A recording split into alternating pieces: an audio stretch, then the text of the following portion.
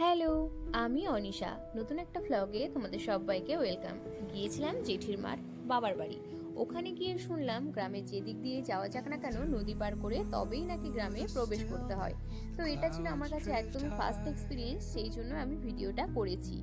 আমি কখনো এর আগে এরকম বাঁশের সাঁকো পার করে নদী পার করিনি, আবার নৌকোতেও চড়িনি। তবে যদি নৌকো করে যেতে হতো আমার কিন্তু বেশ ভালো লাগতো। নদীর এক পাশের জল ছিল এরকম ঘোলা, আর আরেক পাশের জল ছিল একদম স্বচ্ছ কাচের মতো, যেখান দিয়ে খুব ভালোভাবে নিচটাকে দেখা যাচ্ছিল। অনেকে দেখলাম এখানে স্নান করছে, আবার বাচ্চা বাচ্চা ছেলেরা এখানে মাছ ধরছিল। বেশ ভালো লাগলো এই নদীর পাড় দিয়ে হেঁটে যেতে। তো এটা একদমই ছিল অন্যরকম অভিজ্ঞতা।